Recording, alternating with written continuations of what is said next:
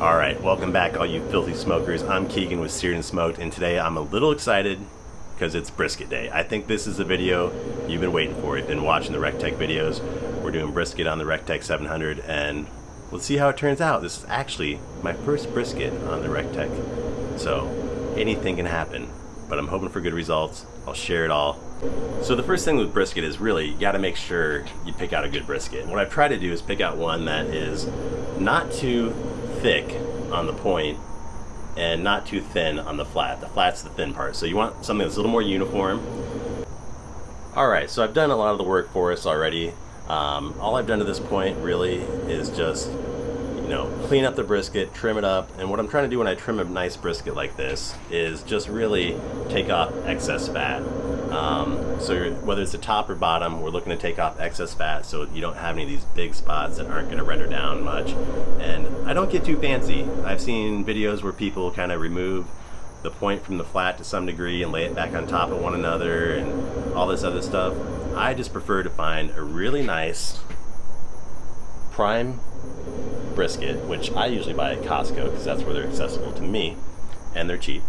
And then from there, all I'm looking to do is get off the excess fat, trim it up nicely on the sides, make it a little, nice aerodynamic form like this guy here, and from there give it a really nice heavy seasoning of a good rub.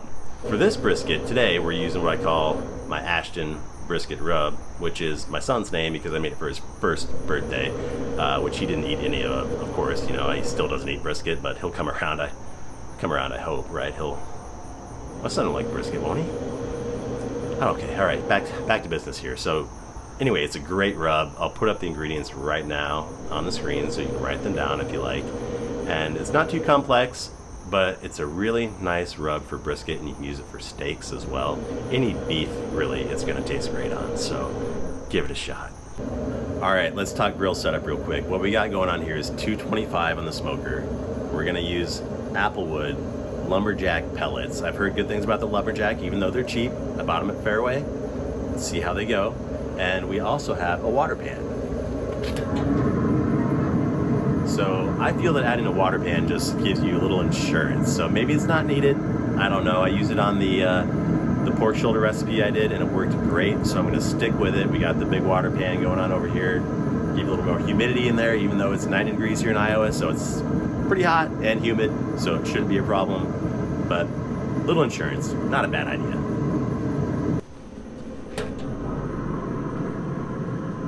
All right, 225, let it ride.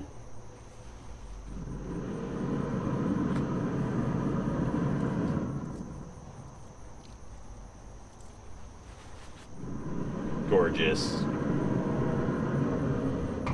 Sometimes people ask me questions like, how much rub should I put on a brisket or a pork shoulder, or things like that, and the answer is till it doesn't stick anymore. I know that sounds crazy, but I've seen all these different people put all different things on meats to get rubs to stick to them.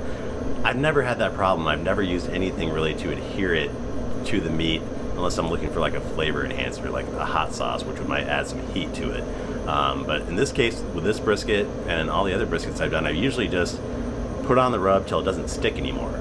You don't want it caked on there, but like just so it doesn't stick anymore. So it's pretty thick, but you want that. It's a big piece of meat. You need a lot of seasoning. All right, day 2 of the brisket cook, and I overslept a few hours. The brisket's reading a little high. I'm hoping the temperature probe on the Rec Tec is wrong, but it's probably not. So let's check it out, see where we're at, and we'll try to mitigate this issue, because this type of stuff happens, either sometimes low or sometimes high.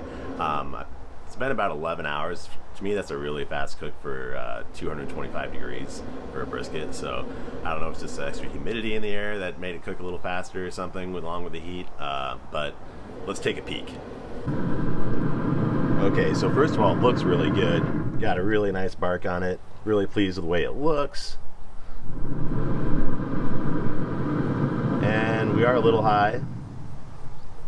Luckily it's not 210 high, but it is still a little on the high side. So we're gonna go ahead and pull this baby off, wrap it in foil, and stick it in the cooler for a few hours.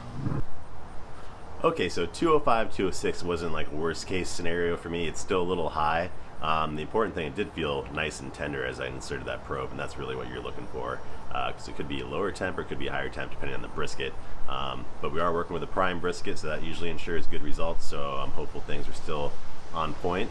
But we're just going to give it a little rest for a couple hours in the cooler and see what we got here in a couple hours. Okay, so it's been about 2.5 hours in the cooler, and the brisket is down to 165.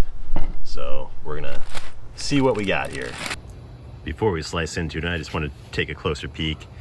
What I really like about it so far is the bark development looks like I would expect off kind of like a green egg or something that was charcoal burning. So that I'm pleased with, but the real question is, will it be juicy inside?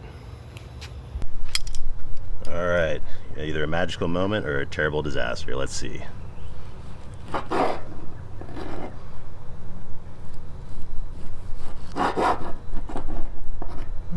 Not bad.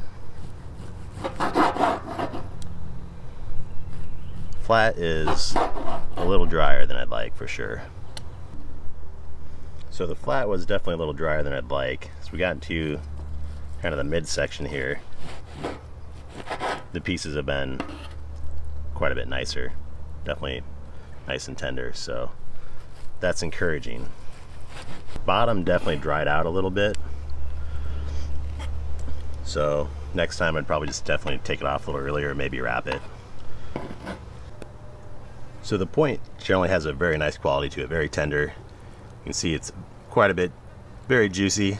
A little fat there in the center that didn't quite render down, or it's kind of starting to congeal a little bit, but overall pretty nice.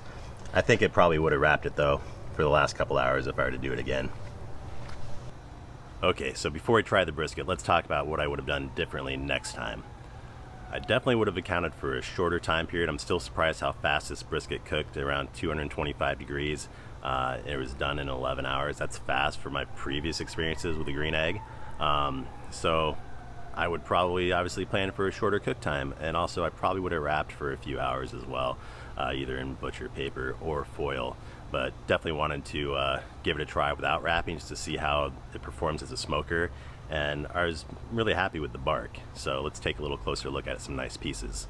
And now it's time for the meat sweats. This is about another perfect piece for me. A little fat in there, a lot of brisket. So there's definitely some good pieces in there. The flat was definitely a little on the drier side, so I'm not going to sugarcoat that one. But I think the Rec Tec definitely has possibility as a good overall smoker for brisket as well. There is smoke flavor on there. It's not crazy heavy. Once again, it's not like a green egg or a stick burner or something like that. But overall, pretty pleased with the first trial run, considering my screw-ups of oversleeping a little bit and just cooking a little faster than I thought it would as well. So, alright guys, thanks for joining me. I hope you had fun watching the video. Definitely give the rub a try. I think that's the winner on any brisket in my opinion.